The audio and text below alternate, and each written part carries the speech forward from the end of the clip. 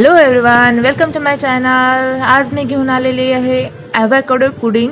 ही dish आहे, लहान मुलांसाठी आहे. 1 वर्षाच्या पुढील मुलांसाठी ही चालेल आणि ही महिन्यातून 2 वेळेस तुम्ही देऊ शकता. यासाठी लागणारं साहित्य आहे, 1 ॲव्होकॅडो मी घेतलेला आहे इथे, 1 बनाना घेतलेला आहे, केळी.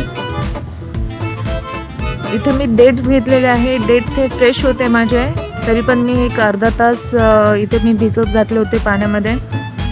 मध घेतलेला आहे. स्वीट डिश बनणार आहे आणि ह्याच्यामध्ये मी साखर वगैरे असं नाही ॲड करणार. नॅचरल जेवढं स्वीट होईल तेवढं मी ट्राय करणार आहे. सो तुम्हालाही तुमच्या मुलांना स्वीट आवडत असेल तर मध आणि डेट्स तुम्ही यामध्ये टाकू शकता जास्त प्रमाणामध्ये, म्हणजे स्वीट होईल जास्त. इथे मी 3 ते 4 चमचे मध घेतलेला आहे. अर्धा कप आपल्याला दूध पण घ्यायचं आहे. दूध गरम करून रूम टेम्परेचरला ठेवून घ्यायचं आहे.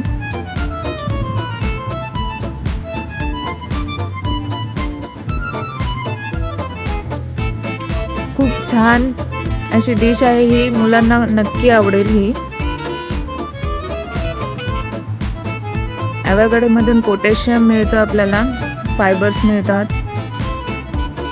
केळीचे पण खूप सारे फायदे आहेत. डायजेस्टिव्ह सिस्टीम आपली इम्प्रूव्ह करतं.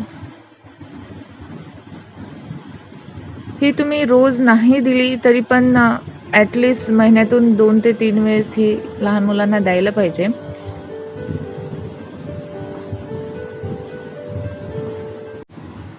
आपण पण फॉर अ चेंज म्हणून खाऊ शकतो. आणि मुलांना जर हे असं प्लेन आवडत नसेल तर तुम्ही यामध्ये फ्लेवर म्हणून कोको पावडर, विदाऊट शुगर नसलेलं कोको पावडर थोडंसं ॲड करू शकता, म्हणजे चॉकलेट फ्लेवर येईल त्याला. हे मी सर्व इन्ग्रेडियंट्स मिक्सरमधून काढणार आहे.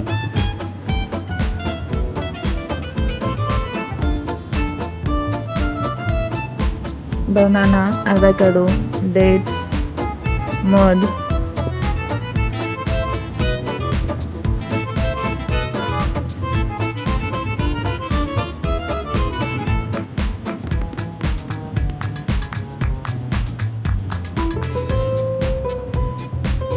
छान आपल्याला ग्राइंड करून घ्यायचं आहे. आणि तुम्ही जर फ्लेवर म्हणून कोको पावडर टाकत असताल तर ते पण यामध्येच थोडंसं टाकायचं आहे, जास्त नाही टाकायचं, कारण की कोको पावडर जास्त टाकल्याने थोडंसं कडवटपणा पण येऊ शकतो.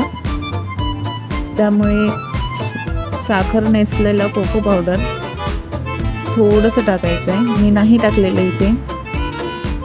दूध ॲड करायचं आहे आपल्याला. मी दूध गरम करून रूम टेम्परेचरला थोडं थंड करून घेतलं होतं. ग्राइंड करून झालंय आपलं.